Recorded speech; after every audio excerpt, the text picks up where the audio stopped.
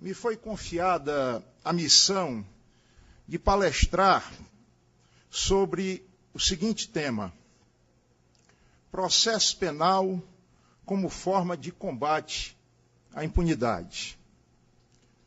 Obviamente, eu apresento, em relação a esse tema, alguns posicionamentos que são bastante críticos, em especial no que concerne às leis que foram concebidas em junho de 2008 e que alteraram pontualmente o Código de Processo Penal.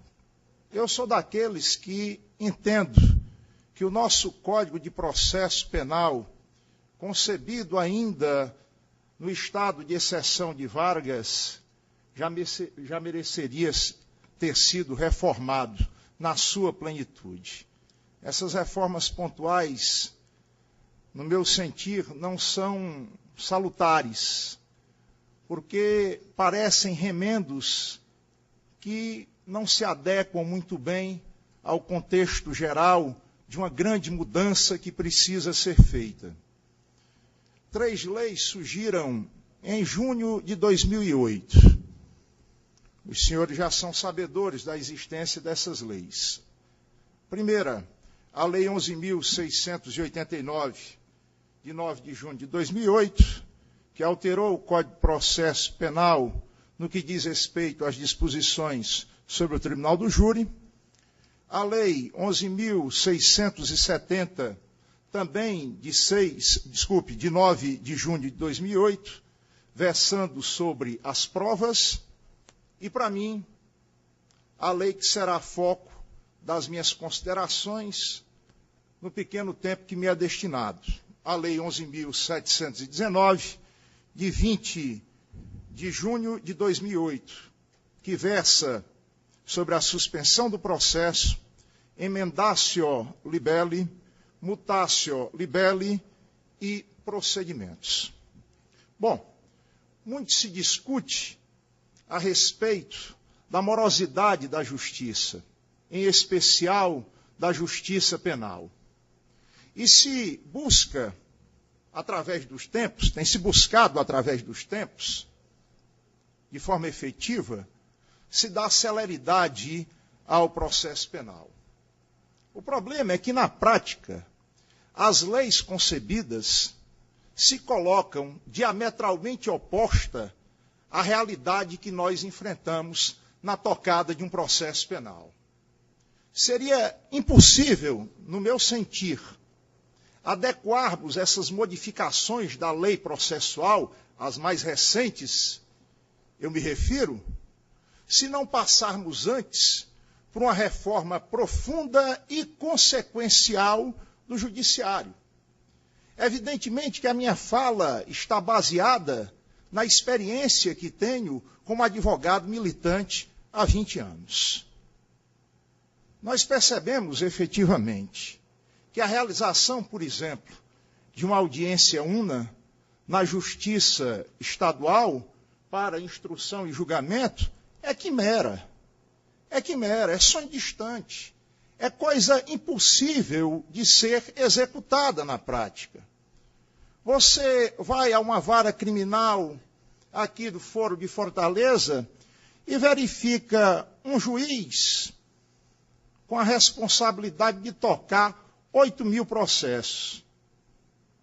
E acompanha um promotor de justiça e uma secretaria que possui, não raro, pessoas despreparadas para fazerem aquilo que estão determinadas a fazer. Eu posso citar um exemplo até recente, parece piada, mas é verdade. Concluindo uma audiência de instrução de um processo criminal, o juiz determinou nova audiência para a oitiva das testemunhas arroladas pela defesa. E foi encontrar a data em 2011. Em 2011, ele achou uma data para realizar essa audiência. E me mostrou efetivamente a sua agenda repleta. Tendo agora que prestar informações sobre o andamento do seu trabalho ao Conselho Nacional de Justiça. E aí o legislador chega com esse tipo de alteração e quer que isso seja na prática efetivado. Não vai ser, não. Eu digo aos senhores, não vai ser. Muitas vezes o trabalho de fôlego que é realizado na feitura de um inquérito policial acaba se perdendo num processo moroso que está ali mofando nas prateleiras de uma vara criminal, não pela vontade do juiz, não pela inapetência do Ministério Público, mas pela impossibilidade real de se dar conta de tanto trabalho. O juiz amigo uma vez chegou e disse para mim, olha, Hernando, muitas vezes eu tenho que me dirigir a um funcionário meu para ensiná-lo a fazer um expediente simples. Eu paro o que estou fazendo para ensiná-lo, porque ele não apresenta qualificação, capacidade para minimamente realizar atividades aqui que seriam cotidianas da vara. Imagina se nós vamos conseguir realizar uma audiência de instrução e julgamento de um só processo, ocupando 2, 3 dias para ouvir testemunhas, para determinar eventualmente realização de audiência, de diligências, para dar às partes a fala para as suas alegações e, finalmente, para sentenciar.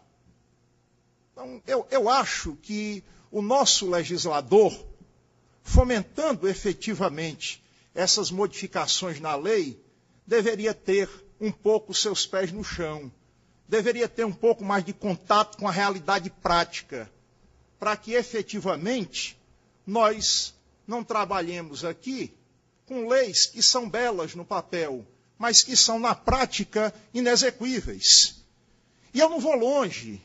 Para melhor exemplificar o que digo, eu refiro à Lei 7.210 de 1984, a Lei de Execução Penal. Essa lei, na minha modesta análise, já é muito boa. Se fala em modificar a lei, só se for para adaptá-la à miserável realidade penitenciária do nosso país. Porque, na prática, as unidades prisionais que são concebidas e que alojam da pior forma possível os condenados ou aqueles que esperam efetivamente decisão da justiça em seus processos, não obedecem àquilo que está determinado na Lei de Execução Penal.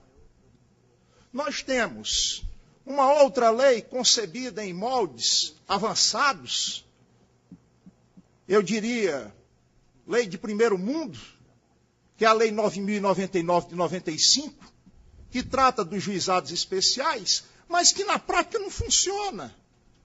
Porque você vai a uma unidade do juizado especial e tenta verificar lá a pauta de audiências e vai ver para quando está marcada uma audiência efetivamente daquele processo. Só que ali o imperativo da prescrição toma conta do pedaço. Porque nós estamos falando de crimes de menor potencial ofensivo que não resistem ao tempo. São crimes que efetivamente não resistem ao tempo. E aí cria-se efetivamente essa miserável sensação de impunidade que muito nos abate. A todos nós, operadores do direito, também aos advogados, que muitas vezes são mal compreendidos, porque se diz efetivamente o seguinte, o advogado usa de chincanas jurídicas para procrastinar o feito processual e alcançar a tão sonhada prescrição. E eu fico me perguntando o que é que seria, ou o que seriam essas chincanas jurídicas.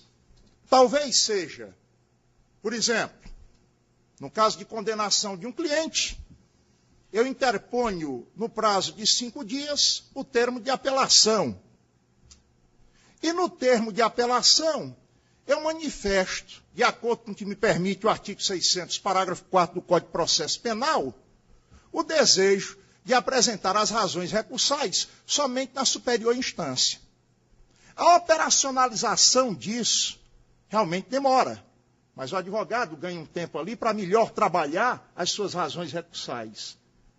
Mas o recurso sobe para o tribunal, as partes vão ser intimadas para a apresentação de razões e contra-razões recursais, vai ser distribuído, feito para um relator, depois para um revisor, volta para o relator, entra em pauta de julgamento e isso demora. Eu falei rápido, mas isso demora.